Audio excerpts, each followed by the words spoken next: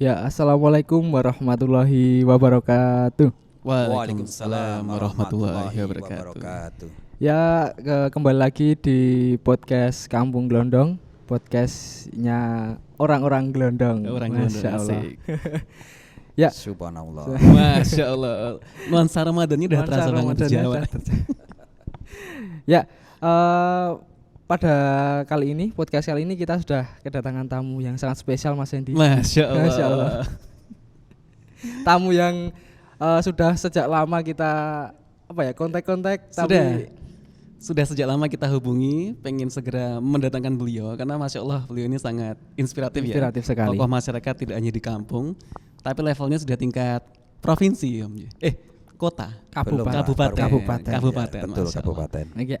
Kita sudah dengan Bapak Endro Sulastomo, sarjana hukum, salah satu tokoh masyarakat di Kampung Glondong juga, Asli orang Glondong. asli orang Glondong. Dan sekarang menjabat sebagai alhamdulillah ya. Alhamdulillah kemarin terpilih menjadi anggota DPR di Kabupaten Bantul nggih, Pak.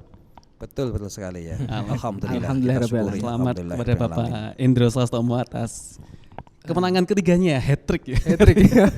Masya Allah. Masya Allah. Oke. Tapi Mas Randy, kita sebenarnya saya mau sedikit spoiler dulu. Kita nggak akan bahas tentang beliau di ranah politik. Daerah politik. Karena itu adalah agenda yang kita siapkan untuk episode spesial nanti. Oke. Nah, dengan hostnya Mas Alan nanti insya Allah. Tentu saja. Terus kemudian mungkin dengan mengundang tokoh masyarakat lain juga yang membicarakan tentang gimana sih peranan anak muda di bidang politik. Kenapa kok pentingnya politik dan sebagainya. Itu untuk nanti. Episode yang spesial nanti. Betul, Kita betul.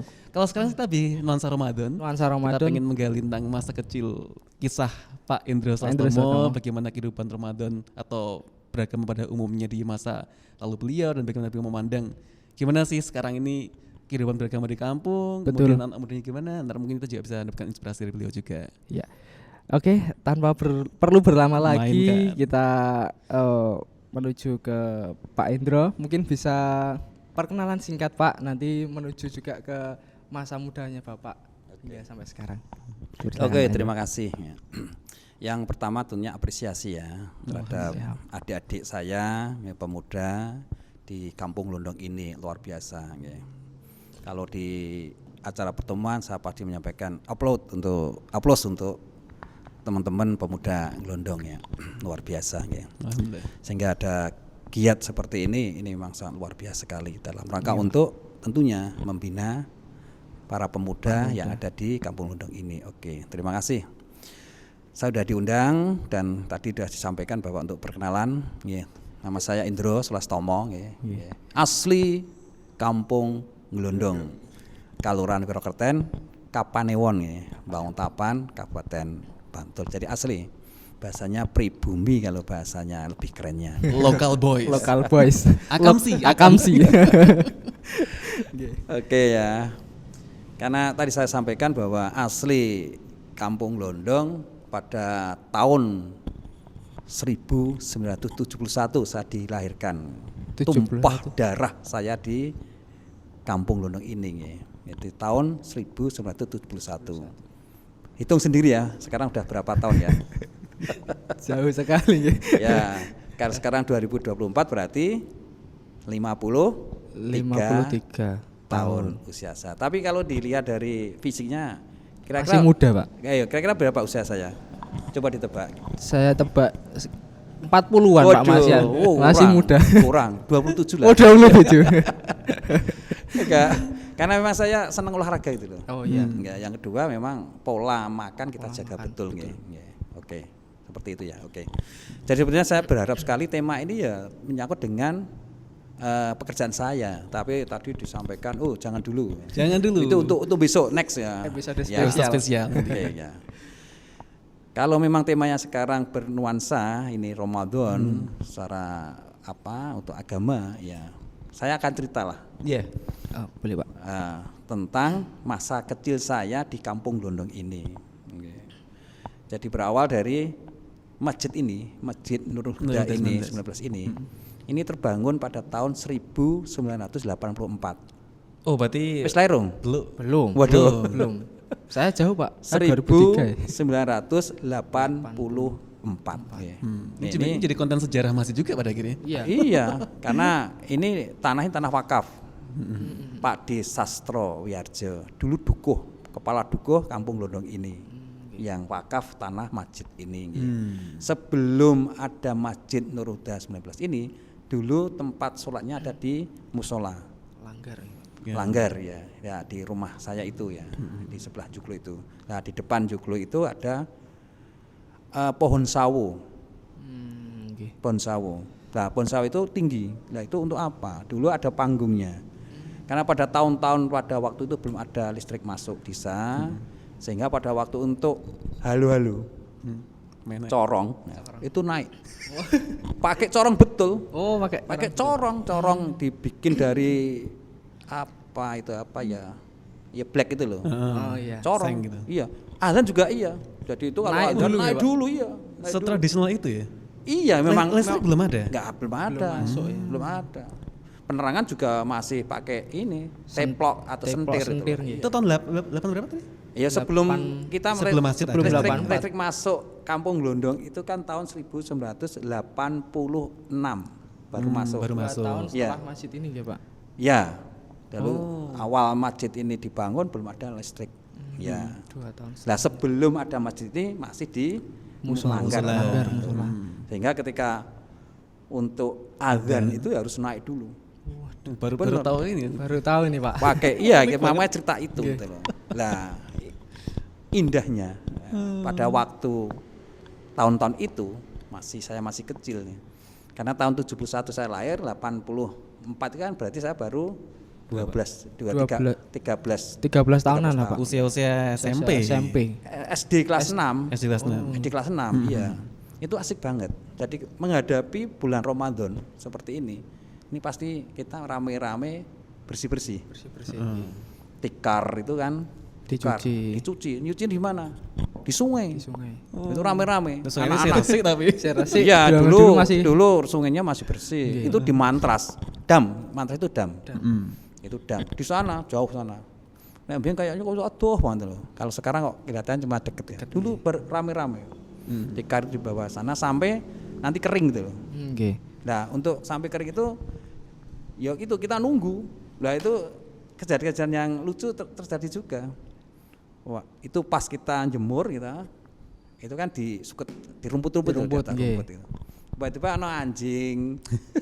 Wah, dicuci lagi. Wah, lucu banget ya. Itu memang ya kenangan-kenangan sih.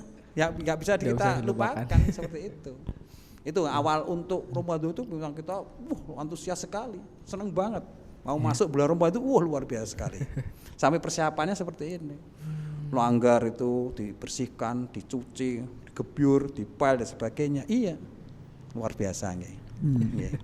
Eranya memang seperti itu. Tuh, nah sekarang kita bicara untuk era sekarang ya seperti ini gitu loh. Lebih modern ya Pak. Lebih modern. Segera ada toh sistem kita sudah modern, karpet. Nggak mungkin dicuci di sungai lah, nggak mungkin. Jadi sudah beda. Seperti itulah. Indah sekali lah. Kalau kita mengenang masa-masa kecil di tahun-tahun di itu era 80-an lah, luar biasa. Seperti itu. Iya.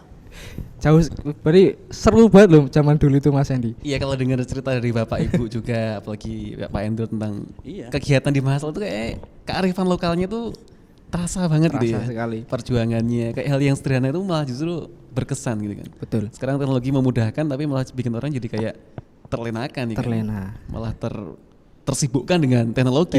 Enggak membantunya, malah tersibukkan dengan teknologi itu. Iya, asiknya juga jadi rame-rame pasti tidur di langgar.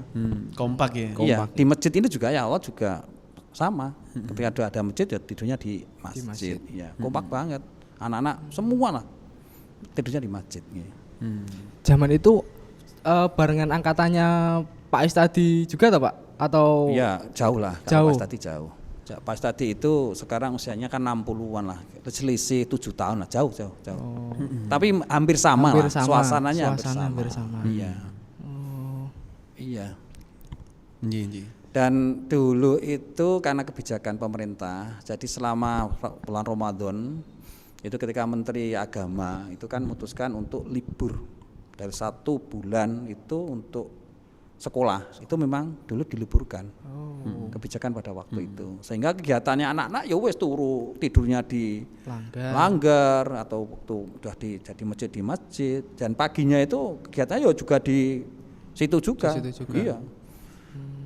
Betul. Sampai ada kejadian lucu juga. Jadi itu kan tidur lah. Iya. Lucu lah. Jadi tiba-tiba ono si azan gitu loh. Tapi belum masuk waktunya. belum masuk. sering gitu loh. Oh iya. Karena memang belum ada jam tuh. Jam. Jamnya itu memang langka Langka. pada itu langka gitu. Lah Jam aja lah. Jam aja langka. Dan terus itu mengetahuinya seperti apa Pak? Kalau mau adzan misalkan luhur, subuh, seperti itu gimana Pak? Ada kentongan. Jadi dulu itu kodenya kentongan. Kodenya kentongan. Ya. Jadi kalau mau Jumatan barang itu pakai kentongan, tung. Kalau di masjid-masjid Nadiyin NU itu kan beduk.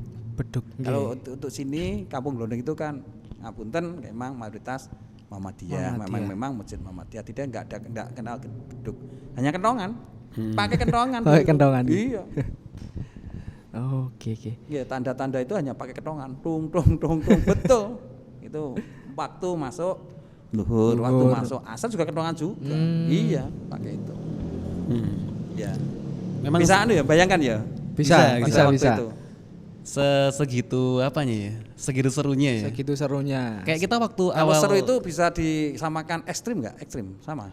Enggak ya? Iya. Enggak. Ya ekstrim sport tuh seru sih, cuman seru Tapi nggak always serunya ekstrim. Cuman ini bukan ekstrim juga. Cuman tuh konsep yang ingin dibawa teman-teman Risma sih, Pak Endro. Dulu ketika kita ngomongin tentang menghias masjid, Risma itu punya ide, ini harusnya dari Ketua Risma juga ya. Iya. Punya ide untuk membuat nuansa di masjid itu kayak zaman dulu. Jadi kayak bagian depannya itu ada gapuro dari bambu, ada jeraminya. Iya. Berharapnya juga membangkitkan nih rasa kenangan masa lalunya. cuman nggak jadi juga. Nggak jadi Mungkin juga. ada beberapa alasan, tapi itulah Pak Endro yang terjadi di pemuda sekarang. Memang dari segi ide tuh memang kadang bagus banget. Bagus. Cuman dari segi eksekusinya memang bisa dikatakan ya Lemah ya. sering miss ya kan. Lemah Itu pun ya. juga kita nggak bisa menyalahkan, karena sebagai ketua yang saya rasakan ya Iya. dari teman-teman yang sering bercerita, memang untuk menggerakkan anggota itu sekarang tuh wah, saya merasakan Perlu juga susah sekali gitu. Ekstra ya. Punya ketua yang visioner itu juga belum tentu programnya bisa jalan, tergantung Iya. suksesnya ini tergantung dari anggota juga kan. Betul. Nah, yang Pak Endro mungkin sebelum itu Pak ya, yang Bapak pandang dari apa ya, kehidupan pemuda yang saat ini, mungkin juga berhubungan dengan hal keagamaan tuh bagaimana sih Pak? Seprihatin apa Bapak, atau masih ada harapan? Pastilah, harapan itu pastilah. Jadi gini ya.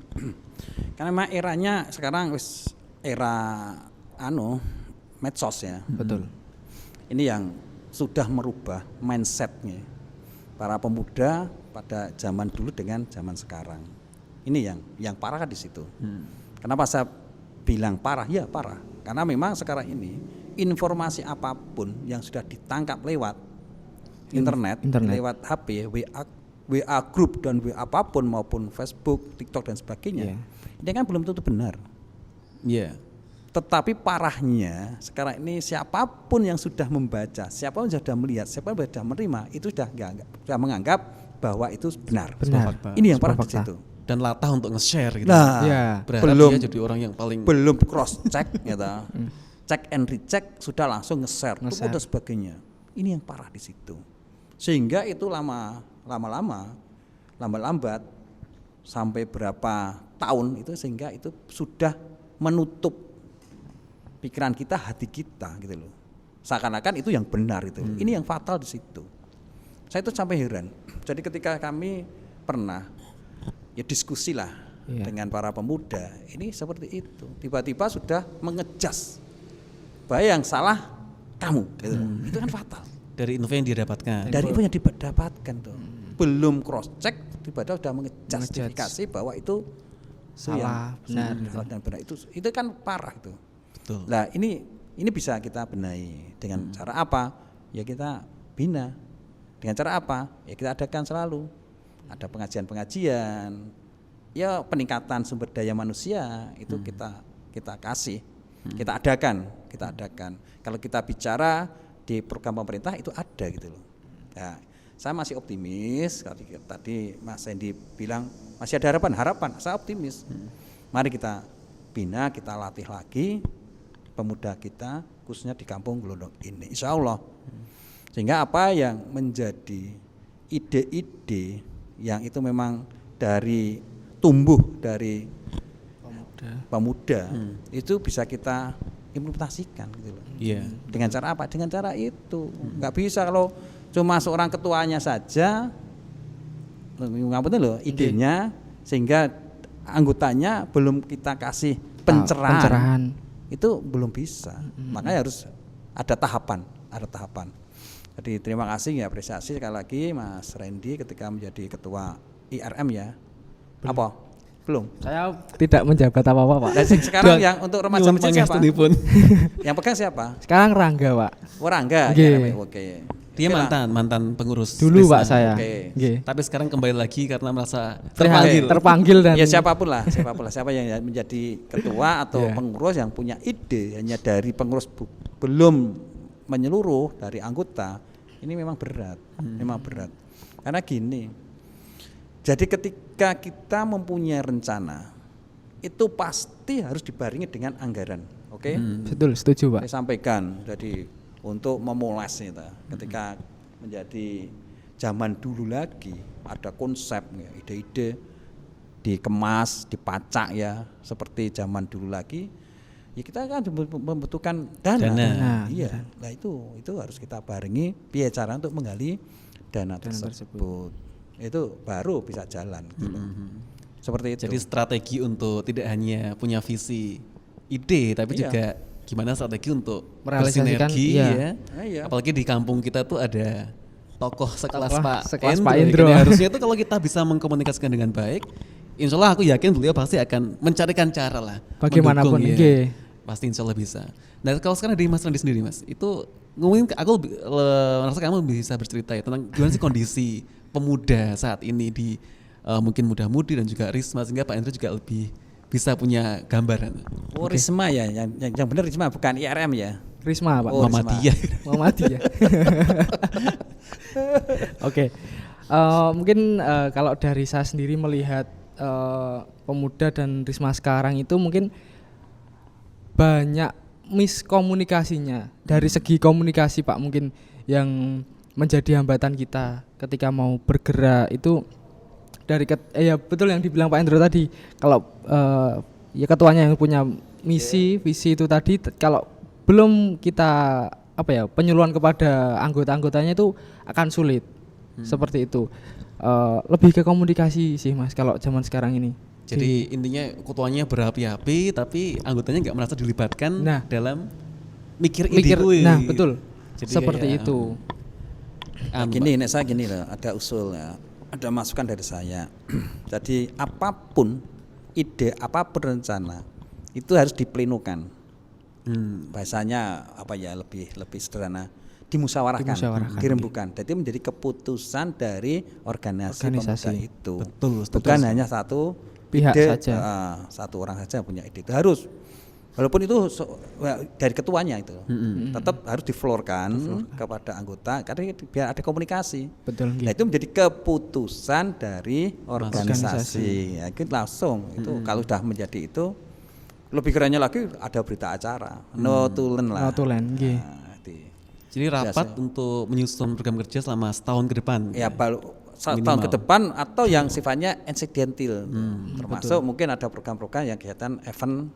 Peringatan hari besar, peringatan dan sebagainya yang belum tercover dalam rencana 1 tahunan atau yang 5 tahunan atau apalah. Seperti itu. Kalau dari remaja masjid yang saya gali ya, kebetulan untuk ini kan saya juga dapat dua sisi nih. Dari sisi takmirnya dapat insight, dari sisi pemuda juga dapat insight. Itu ternyata kayak mindsetnya itu berbeda Pak Endro. Jadi dari pihak takmir yang secara khusus pasti sebagai pembina dari Risma, itu berharapnya Risma itu ya memprioritaskan kegiatan yang sifatnya wajib. Sebagai contoh, indikatornya Risma sukses adalah ketika banyak remaja yang sholat ke masjid. utamakan wajibnya dulu gitu. Iya. Sehingga ketika wajibnya itu terpenuhi, pasti pihak takmir akan mendukung segala kegiatan yang pendukung lainnya. Tapi ketika kamu mengusulkan hal yang aneh-aneh, tapi kamu sendiri nggak pernah ngaji bareng, sholat di masjid juga jarang-jarang, waktunya adzan malah nongkrong ramai-ramai itu kan juga istilahnya takmirnya merasa kayak ya mbok kowe iki sadar diri gitu loh. Iya. Tapi di sisi pemudanya itu merasa bahwa sholat itu adalah masalah pribadi. Jadi nggak perlu kalian takmir orang tua itu mengintervensi kita untuk harus berangkat ke masjid. Karena kalau kita berangkat dari unsur keterpaksaan, jadinya juga nggak ikhlas juga. Iya. Dan kamu pun nggak ngerti bahwa aku sebenarnya sholat kok tapi di masjid lain gitu kan. Di rumah juga sholat. Aku pertanyaannya adalah kenapa kok nggak mau ke masjid itu kan. Nah, anak pemuda itu pengennya tuh pihak takmir lebih mengapresiasi mereka sebagai organisasi. Jadi tolak ukur kesuksesannya untuk suatu masalah pribadi, tapi ketika mereka bisa melaksanakan sebuah event, dia pengennya itu dihargai lah. Pencapaian mereka punya ide yang melibatkan mereka bekerja keras juga dihargai, dukung lah. Nah itu loh Pak Indro, masalahnya saya lihat itu ribet dengan menanggapinya. Ya, memang sah-sah saja dan memang wajar sekali. Jadi bahasa takmir itu kan bahasa mungkin ini bidangnya bidang dakwah. Ya memang seperti itu. Kalau berdakwah memang seperti itu. Tapi di dalam struktural takmir masjid itu kan ada ya seksi dakwah, seksi usaha dan seksi mungkin pembinaan. Nah, pembinaan dan pembinaan organisasi. Ini harus dipisahkan. Jadi memang kalau bicara seorang pendakwah memang seperti itu. Wajibnya dulu gitu. Betul. Sah saja. Pasti itu. Tapi kita bicara untuk pembinaan organisasi kan pasti ada atau bidangnya, seksinya itu. Maka bicaranya harusnya biar ada kegiatan di masjid, biar pemuda itu cinta kepada masjid dulu itu. Nggak usah besok diuyak-uyak, diintervensi, dikejar-kejar. Otomatis dengan sendirinya. Betul. Hanya seperti itu. Caranya ya harus seperti itu caranya. Jadi ada metode seperti itu. Jadi biar apa ya? Memang masjid itu untuk kegiatan dan nggak hanya untuk sholat saja gitu loh. Betul. Ya untuk kegiatan yang lainnya. Ya kita balik harusnya. Kasih kegiatan seluas-luasnya.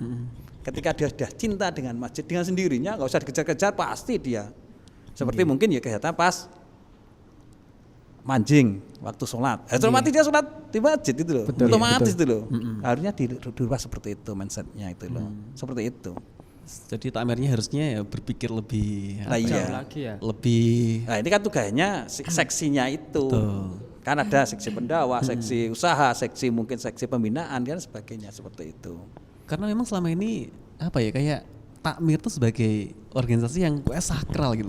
Isinya tuh orang-orang yang imam-imam masjid, orang-orang yang memang ngurusi masjid dalam artian tuh kayak marbotnya, kayak yang langsung bersinggungan dengan kegiatan ibadah gitu. Sehingga nggak tersentuh oleh anak muda. Anak muda. Itulah kenapa ide kita untuk menyatukan. Dulu memang sempat ada Pak Duko, Mas Nur niku juga punya ide untuk memberdayakan pemuda lewat organisasi BKM yang dibentuk selain takmir. Jadi mengelola dana di masyarakat melalui infak, sedekah sama zakat yang kemudian disebarkan ke masyarakat sekitar dengan motivasi untuk kegiatan sosial yang kebetulan juga sejalan dengan visi dari muda-mudi ya kan? Betul. Nah, di sisi lain anggarannya yang dihimpun oleh Pak Duko tadi itu yang memberdayakan masyarakat itu juga untuk modalnya Risma berkegiatan Pak Indro. Jadi selama ini Risma itu menggantungkannya untuk pendanaan tuh dari mengajukan BKM. proposal ke BKM-nya. Kalau Bukan ke takmir ke takmir. takut nggak disetujui. Akhirnya malah ke BKM. Dan ternyata ya itu yang terjadi Pak Indro. Jadi yang kita lakukan saat ini adalah gimana kita pengennya itu ya mbok BKM karo takmir gabungkan aja. Iya. Sesuai dengan panduan yang dibikin pemerintah tentang Dewan Kemakmuran Masjid. Jadi masjid itu fungsinya tidak hanya ibadah mahdhur tapi goiru mahdhur juga. Nah mungkin Pak Indra ada gambaran masjid yang modern itu seperti apa? Ya udah, jadi modern masjid ya kekaryaan itu modern. Oke. Kelihatan banget sih. Kelihatan sekali. Makanya itu. Pengennya juga. Nah kita mencontoh. Dengan apa? Bareng-bareng diajak. Oh, studi banding. Studi Studi banding. banding. Rasanya orang studi banding ratakan nanti lah. Kunjung. Selat apa ya? Silaturahmi lah. Observasi. Study tour. Ya yang penting. Dolan. Iya. Tadi Risma dan teman-teman takmir diajak, diagendakan lah. Lah mungkin nanti lewat Pak Dukuhnya, ya diajak lah bareng-bareng, yuk kita belajar lah, yang pas belajar, belajar di Masjid Jogokarian. Lalu sana itu namanya infak dinulkan, hebat nggak? Habis ya. Habis kan, karena Tapi namanya infak. Ya kalau kita berinfak, kalau tidak digunakan, ya kita kayak ralego tuh. Iya. Yang infak. Cuma kita bangga sekali, infak kita sekarang udah 70 juta. 70 Waduh, itu nggak boleh sebetulnya, gitu loh. Hanya digunakan, sehingga benar-benar menjadi amal jariah yang menginfakkan itu. Betul. Kebermanfaatnya Solusinya itu tadi, nol. Oh, tadi banding. itu dibanding, belajar. Belajar. Banding kan membandingkan. Tapi Itu kita jauh banget. kita Jauh belum jauh banget lah. Jauh lah. Kalau dibandingkan jauh banget. Belajar Belum. di Masjid Masjid Jogokarian. secara manajemen dan sebagainya luar biasa sana itu. Top. Iyalah. Menarik Mas Endi. Iya. Udah agenda sih. Udah agenda sebetulnya Pak. Tapi Loh, iya toh. Yo pastilah. pasti Pak itu. Saya belum dapat bocoran tuh. Tiba-tiba sama ya. Iya. Nanti sama. Kalau dulu Pak Indra sempat jadi pengurus masjid atau muda-mudi atau Saya Risma? tahun jadi loh. Muda-mudi Glondong itu ada nama sekarang ya. IMMG, Ikatan Muda-mudi Glondong. Itu pada tahun 1991 gitu. Saya yang menjadi ketuanya. Nah, saya yang meresmikan itu ada kegiatan pada waktu itu di Imogiri pada waktu itu. Dan ada acara itu tahun baruan IMMG dalam rangka itu tadi nggawe kaos. Keren banget dulu. Tahun 91 iso nggawe kaos itu keren banget itu. Luar biasa. Lengan panjang ya, warna hijau. Warna tulisannya IMMG. Istimewa banget itu pada waktu itu. Tahun 1991. Saya pas lulus SMA itu. Baru SMA pada waktu itu. Karena gini ya, saya menjadi ketua pemuda-mudi itu, terus namanya IMMG itu setelah saya lulus SMA pada waktu itu. Nah, Pak Istadi pada waktu itu sebagai ketuanya pada waktu itu. Itu langsung mendapuk saya, mendal saya, yuk Pak Men, Mas Sendro menjadi ketua pemuda-pemudi pada waktu itu. Tapi itu alhamdulillah itu menjadi awal saya ketika saya bisa belajar, bisa lebih dewasa dan bisa belajar secara organisasi pada waktu itu dan terbukti. Ini kayak topik-topiknya bakal nyerempetnya ke politik, leadership. bukan itu. Karena pada waktu itu saya harus jadi pengusaha muda, pengusaha pemuda yang sukses pada waktu itu. Iya.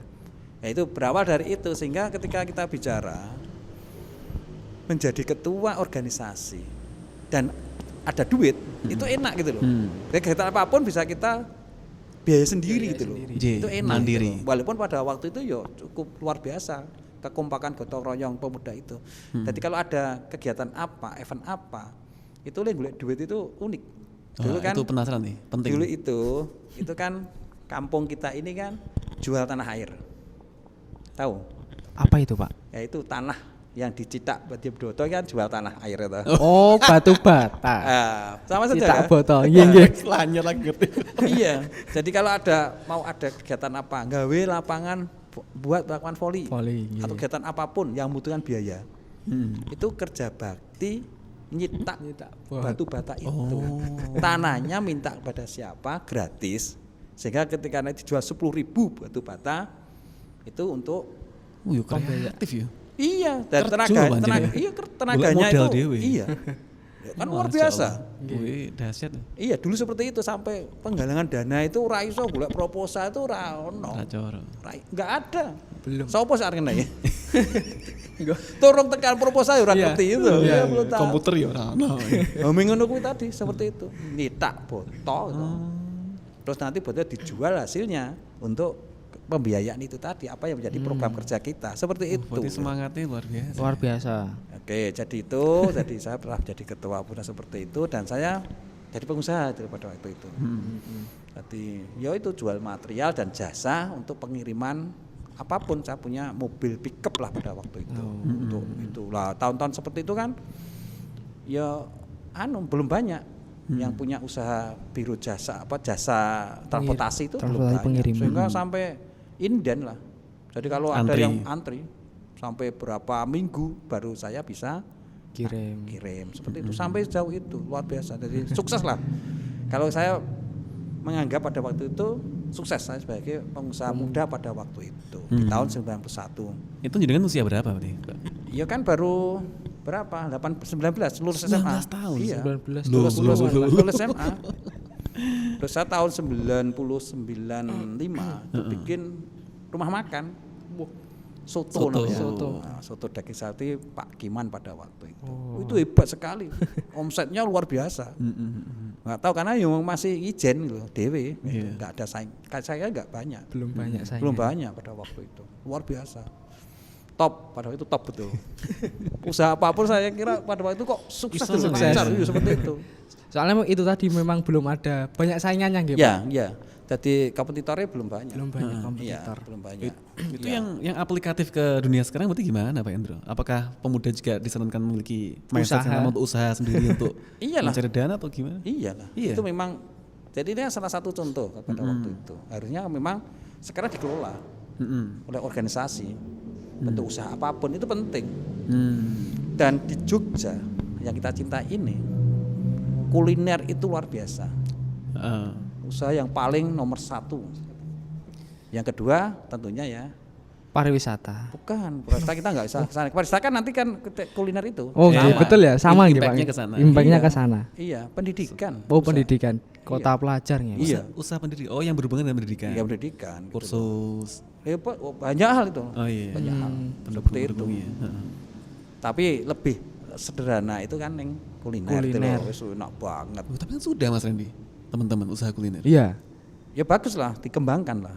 Oh. Mungkin bisa ceritakan gimana Bagus sejauh itu. ini? Bagus ya. Oke. Jadi kebetulan pemuda itu juga ada sedikit kayak bisnis lah Pak istilahnya di depan Ayo sini. usaha itu, Usaha betul. itu. Ya itu sederhana lah Pak, konsepnya kafe tapi menunya angkringan seperti itu. Tapi sing tuku yang wonge dhewe. Ngomong itu. Ya jadi tempat nongkrong teman-teman sendiri sih sebenarnya. Iya, iya tujuannya untuk Tujuannya sebagai ya Gini. Jadi saya sangat tertarik. Jadi bicara masalah usaha, apalagi yang namanya UMKM, ayolah. Jadi nanti kita akseskan, kita cantelkan ke pemerintah itu. Kan banyak sekali program-program dari pemerintah itu. Ya itu tadi untuk besok toh. Oh iya. Nah, Teaser lagi. itu ada itu. Ada Usaha. Usaha. Jalur usaha UMKM untuk mendukung UMKM atau industri tingkat lokal. usaha kelompok apapun lah, tangkaplah. Oke. Pemuda tangkap. mudah itu. Banyak sekali, banyak sekali. Dan nanti dimodali oleh pemerintah itu loh. Berarti punya ide dulu ya. Iyalah. Dan nanti idenya kan nanti ada nanti nomor apa Kategorinya. Kategorinya apa? Apa istilahnya nomenklatur. Nomenklatur ya. Ada nomenklaturnya apa, kegiatan usaha itu usaha apa. Banyak. Kalau kelompok-kelompok mungkin kelompok perikanan gitu. Nanti ada bantuan ikan dan bibit ikan sama pakan sampai panen itu ada. Saya bisa untuk kegiatan pemuda. Hasilnya nanti untuk kegiatan pemuda. Berarti seberapa sih Pak Endro? Menurut Pak Endro dengan kehadirannya Pak Endro di Kampung Glondong ini sebagai orang asli Glondong, seberapa kita pemuda bisa bukan memanfaatkan ya maksudnya tapi Enggak, ini sama lebih ekstrim seperti itu. Manfaatkanlah saya mumpung saya punya gitu loh. Danji itu gimana kira-kira yang lebih Ya itu tadi. Jadi nanti kan kami informasikan apa saja bisa kita tangkap itu loh. Kita kasih informasi. Sehingga nanti monggo. Ini harus ada semangat dari Iya. teman-teman pemuda itu sendiri gitu loh. Jangan hanya karena saya ngasih, ketika dikasih terus kalau nggak ada semangat kan terus Lepas. ya misak pengen dhewe gitu. Nggak berhasil nanti target kita gitu loh. kita bisa gali lagi apa yang mungkin ya gimana caranya mungkin di Iya itu. Next episode kita bisa Oke, gali kita lagi. siap. Ya, Siapkan itu lagi. kalau Kita itu untuk besok. itu teaser ya. teaser Teasernya. Oh lebih seru lagi lo besok itu, lebih Iya. seru lagi. Lebih seru lagi. Oke. Kalau saya tangkap itu tadi tentang pemuda, Pak Endro setuju nggak sih kalau pemuda itu dianggap sebagai ujung tombaknya penggerak di Kampung Glondong itu sendiri? Ya gini loh. Jadi sebetulnya kurang pas lah kalau ujung tombak kurang pas. Kan lebih pasnya lagi memang sebagai penggerak. Penggerak itu tadi. Motor. Ya, motor penggerak itu iya. Iya. Itu memang harus. Namanya ya generasi penerus lah. Betul. Ini memang harus. Dan pemuda memang yang masih kuat secara fisiknya gitu loh. Kuat secara fisik, ide-idenya. Idenya yang masih fresh gitu loh. Kalau yang namanya sudah tua itu kan ngapunten gitu loh. Secara fisik ya wis lemah, secara pemikiran ya ngapunten ya wis enggak kolot itu loh. Kolot. Berbeda pemikirannya nggih, Pak. Wah, jenenge nama wis wong tuwa kolot repot banget. Repot. Luwih aneh lagi pemuda tapi pemikirannya kolot. Wah, itu wis parah meneh itu. Ada loh, banyak loh. Ada. Oh, akeh gitu. Nah, makanya itu jangan sampai itu. Oke. Menarik banget sih Mas Randy bahasannya. Pengennya ngomongnya ke arah yang tadi itu cuman kita hold dulu ya. Karena kita pengennya fokusnya sekarang karena di bulan Ramadan kan, lebih ke nuansa ke agama. Kalau dari Pak Endro sendiri Pak, gimana kah kisah spiritualnya Pak Endro nih dari sisi agama? Maksudnya didikan orang tua malah. Iya. Didikan orang tuanya Pak Endro. Jadi gini loh. Apakah kesusahan Bapak itu juga enggak lepas dari unsur kedekatan dengan gini, ya itu memang harus ada hubungannya. Jadi saya memulai agama Islam itu kan cuma warisan. Iya. Karena orang tua. Hampir semua lah. Ya kita lah. Mayoritas. Dan alhamdulillah orang tua saya itu luar biasa, religius banget itu. Luar biasa. Dan Pak Sucipto itu luar biasa sekali. Top banget. Top orang idola saya lah. Setelah Nabi kita, Nabi Muhammad, yang kedua bapak saya, Pak Sucipto luar biasa betul. Oke, dari situ kita dikasih, ayo pelajaran itu tadi tentang agama itu. Dan gini loh, dulu itu memang belum ada TPA ya, mohon maaf kita cerita. Iya. Jadi kita itu memang ya ngaji betul, ngaji itu belajar, itu ya tiap sholat maghrib ning langgar itu loh di musola, itu dimulang ngaji. Dimulang ngaji. Jadi bukan ikrok, bukan. Ngaji. Tapi ngaji. Ngaji benar-benar ngaji. Ngaji. Turutan, baca turutan ya. Jadi juz 30 itu turutan.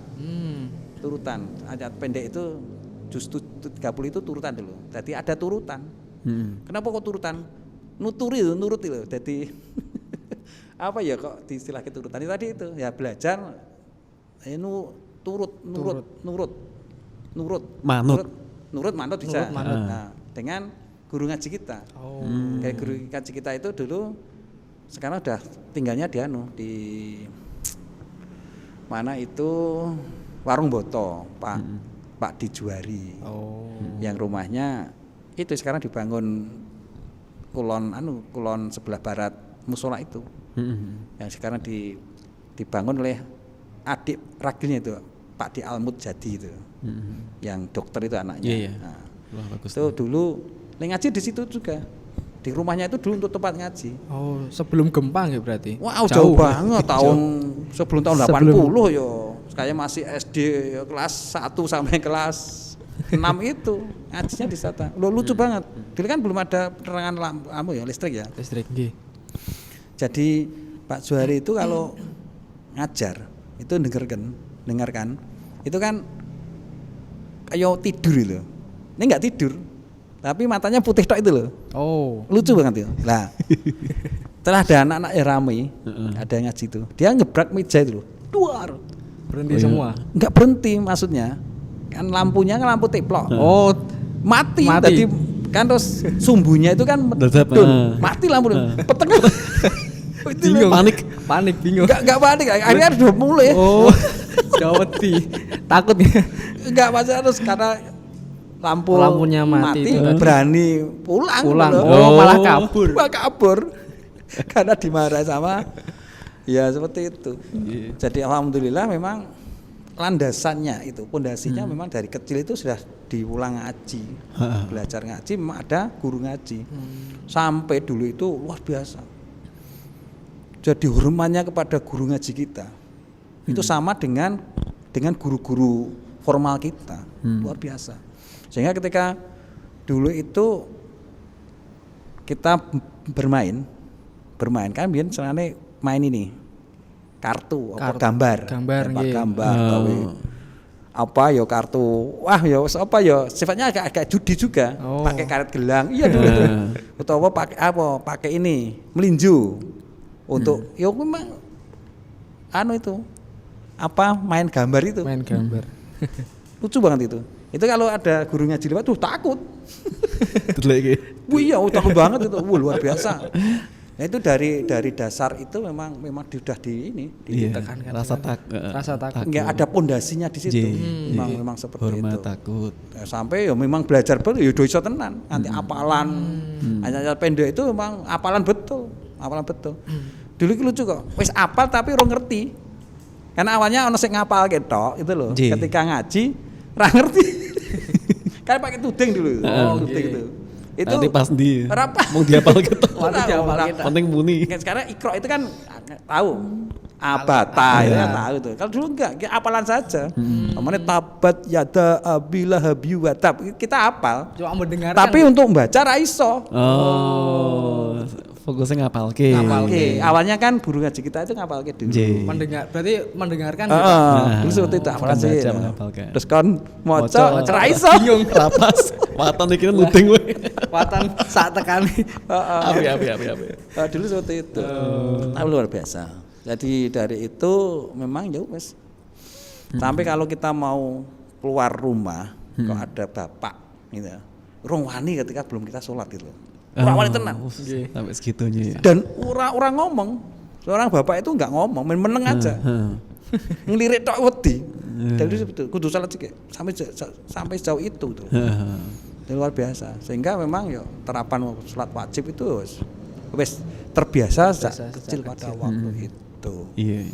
Dan seperti itu sehingga memang ketika kita sampai ke dewasa ya kalau kita sudah punya pondasi seperti itu, kita itu mungkin ada yang menggoda, mungkin ada nyerempet-nyerempet yang berbau yang negatif, itu bisa ono sing ngerem. Ada yang ngontrol. Kol bunyinya otomatis ya. Iya. Pondasi ini. Itu tahulah itu salah. Suara kecil yang bisa untuk tidak. Tahu lah itu tahu. Nggih.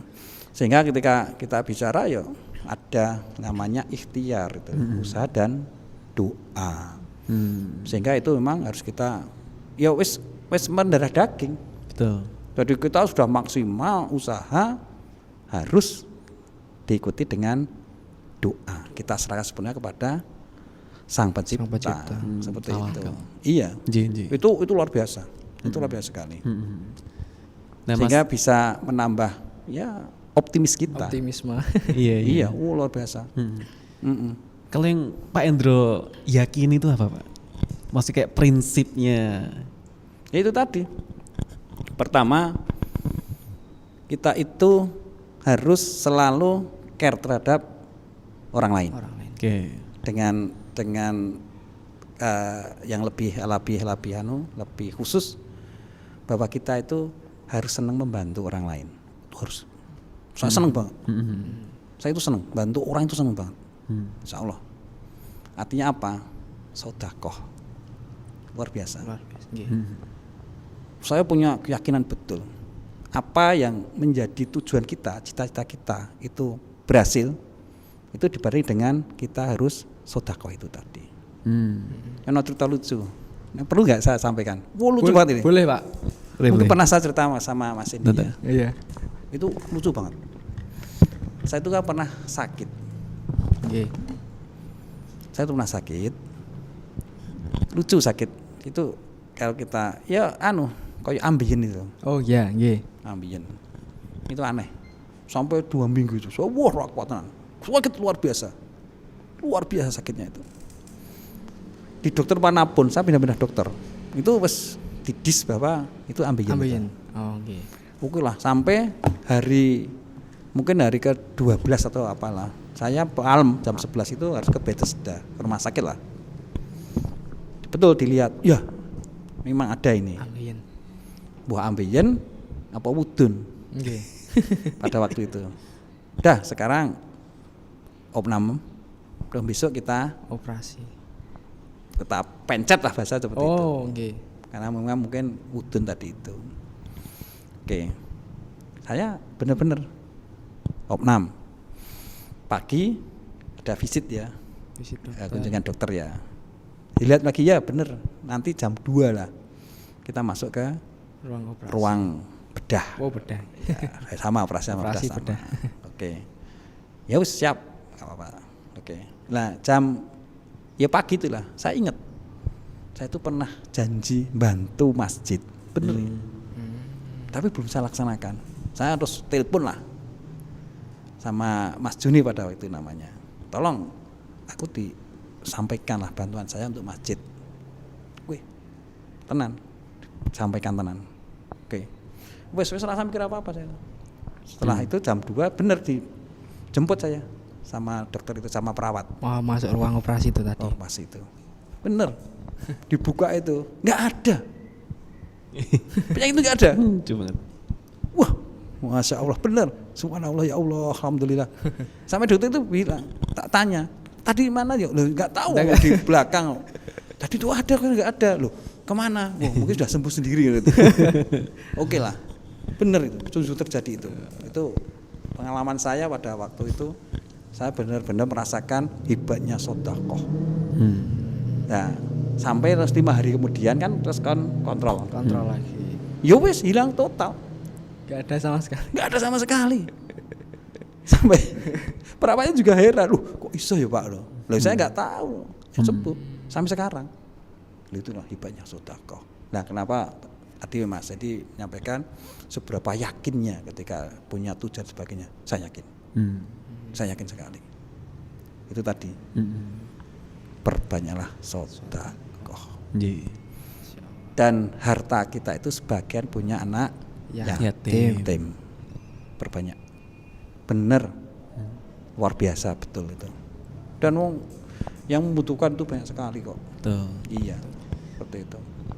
Itu juga jadi motivasi sih sebenarnya. Karena iya. dari dulu ketika Pak Dukuh menggerakkan BKM. Itu karena masjid itu kasnya banyak sekali. 200 jutaan. Nah, iya. Tapi sekitar itu masih banyak mbah-mbah sing koyo wis tuwa tapi wis kudu Masih bekerja, tandur. Cah yatim-yatim yo ketoke mesake. Akhirnya inisiatif untuk yo wis kita galang dana dhewe, kita sebar untuk sosial. Tapi memang sampai sekarang Pak Indro semangatnya teman-teman di bidang sosial tuh memang tinggi sekali. Itulah mengapa di DKM ini yang akan kita bentuk baru gabungan antara pemuda dengan yang senior di masjid, kita akan bersama-sama untuk ide besar yang kita dapat inspirasi dari Masjid Jogokarian juga itu sensus warga Pak Indro.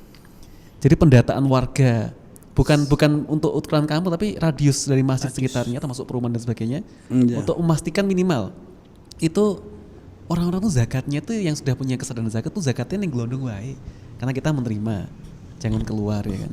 Yang belum sadar zakat supaya sadar zakat, dan hal lainnya seperti kayak pertanyaan apakah sudah sholat, apakah bisa ngaji dan sebagainya bisa punya datanya sehingga kita menstrategikan dakwahnya lebih precise lagi. Bagus. Cuman untuk effort kan luar biasa sekali Pak Indro. Iya. Pendataan masyarakat itu effortnya sangat luar biasa.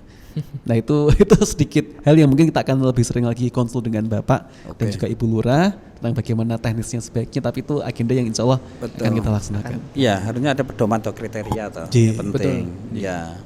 Jangan sampai hanya masalah ning rasa itu lain itu loh. Oke, saya sepakat. Oke lah. Harus ada selalu komunikasi dengan pemerintah lah dalam hal ini. Insya Allah. Ya, Ya dimanfaatkan tadi ada Pak. Ya itu. Iya.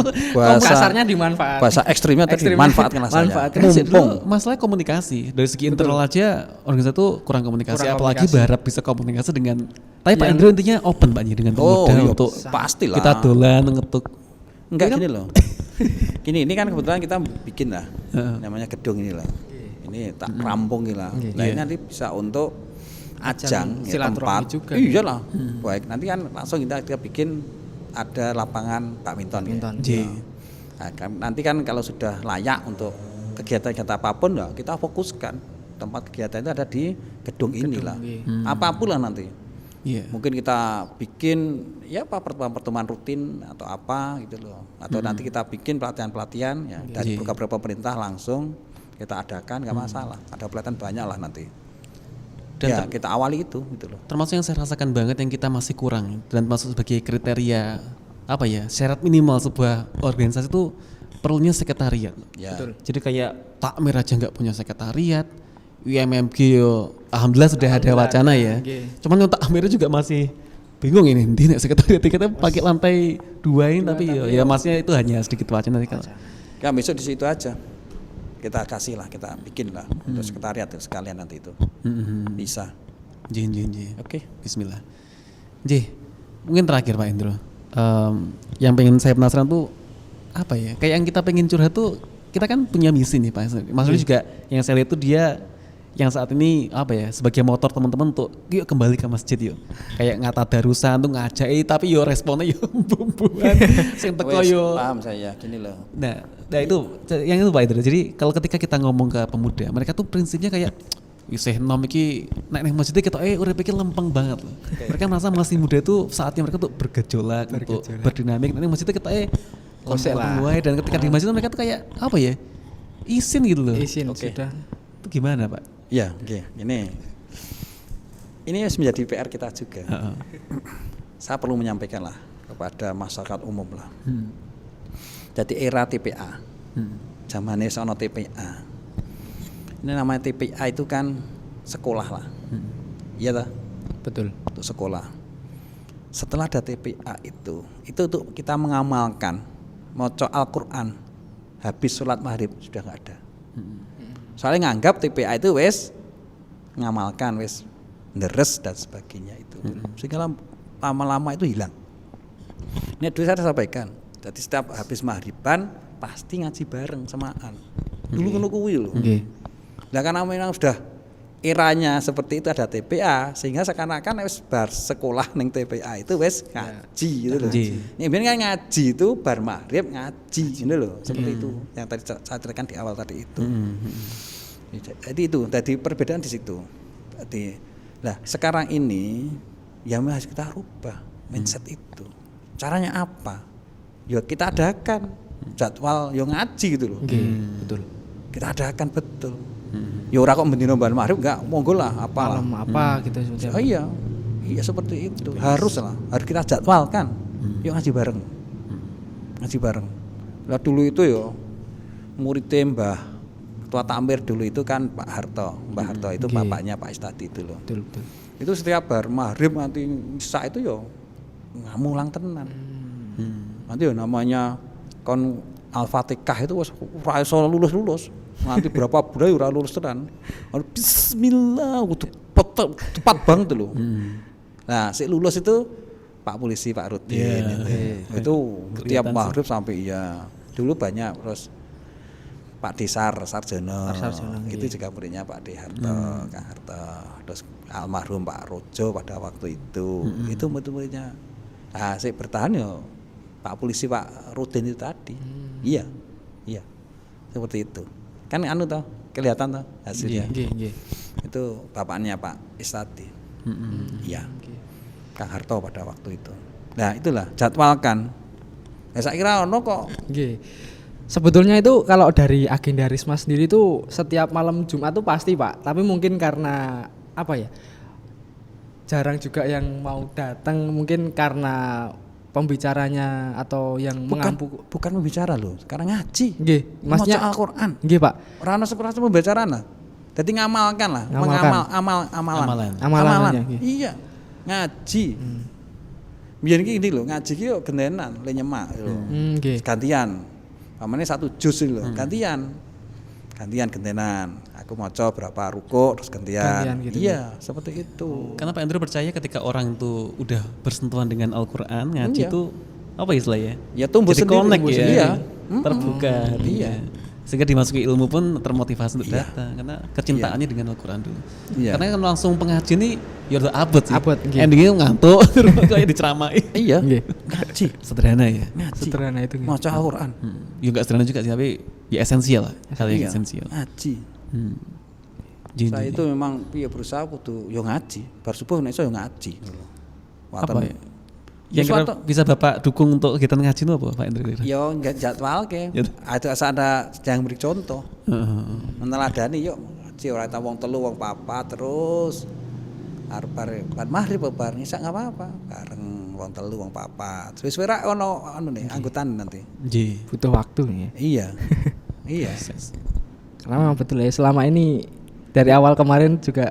Ya organik itu dulu itu terganggunya dengan adanya TPA itu loh. Anak-anak itu dulu anak-anak itu biar bermari mending ngaji. Zaman saya mending ngaji. Sekarang Maghrib, istilah di bisniskan ya apa istilah apa ya? ya diformalkan. Diformalkan, tapi malah kayak kudu daftar, kudu Iya. jadi anggota, Iya. dijual. Dan kalau ngaji TPA itu kan bukan ngaji dia itu. Tapi dia belajar. Belajar, pembelajaran. Nah, harusnya ning TPA enggak apa-apa, tetapi ketika bar maghrib ya Tetap diamalkan. diamalkan. Maca Al-Qur'an itu loh. Jadi hasil dari belajar yang TPA diamalkan ketika kita ada kegiatan ngaji bar salat maghrib. Jadi lebih organik kan Pak Indra. Ya. Spontan, organik, nggak perlu sing kayak kudu formal, Formal, gitu nggih. ya. Yang nggak formal tetap harus jalan. Itu bukti kekompakan, bukti semangat. Betul. Iya. Nah dulu itu wong arep salat maghrib itu mending nggawa turutan kuwi. Turutan. Wes Memang saka defaultnya ngoten sih. Iya. Maghriban yang gue turutan. Nggawa turutan. Nggawa bapak buku itu. Saya Turutan nggak namanya. HP sih. Gue HP juga sekarang lebih mudah. Kudune. Kudune lah. Iya. Ya seperti itulah harus digiatkan lagi tuh, gerakan lagi. Menarik sekali Mas Hendy. Masya Allah. Mungkin sedikit pesan-pesan atau closing statement Pak buat pemirsa pendengar kita ini, warga masyarakat Glondong mungkin terutama jamaah Masjid Nurul Huda 19 untuk apa ya, meningkatkan keimanannya mungkin Pak, sedikit pesan-pesan. Sekali lagi tadi saya sampaikan bahwa kita itu makhluk sosial ya. Nggih, betul. Ya, ketika kita bicara makhluk sosial maka kita tidak bisa hidup sendiri. Oke, sepakat ya? Sepakat. Nah, untuk itu monggo warga masyarakat khusus Kampung Glondong, karena kita termasuk makhluk sosial, maka kita harus selalu bisa saling membantu. Kontak, kompak, gotong royong di masyarakat Kampung Glondong yang kita cinta ini. Artinya apa? Saling mengingatkan. Amar ma'ruf Nahi munkar.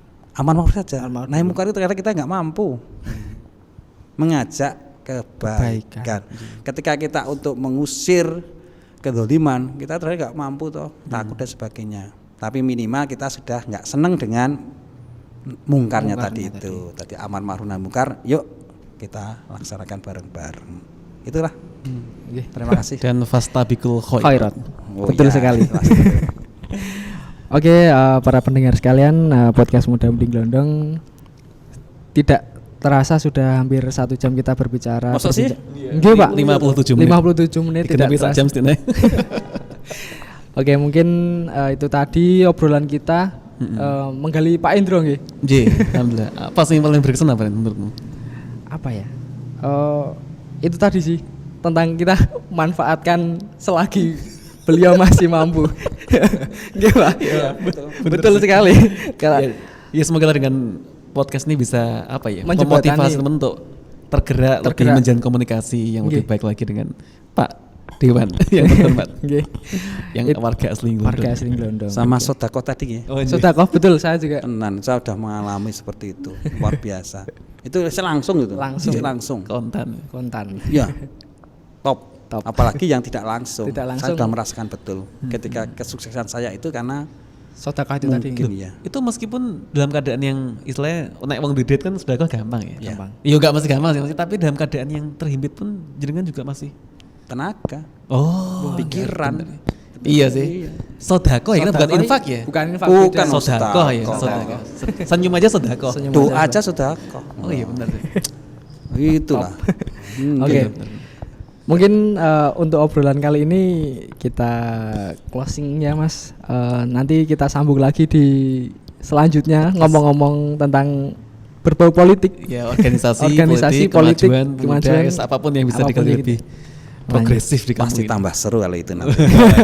Dengan Mas Alan ya udah wes Udah, booking sih. wes booking ya. Oke, baru dia ngaku sing MC. boleh, siap. Ya. Oke. Terima kasih Pak Indro atas waktunya dan menyempatkan waktunya. Ya, sama-sama. Mas Andi juga yang sudah memfasilitasi kita. Kita cukupkan sekian. Terima kasih. Wassalamualaikum warahmatullahi wabarakatuh. Waalaikumsalam warahmatullahi wabarakatuh. Sampai jumpa di podcast selanjutnya.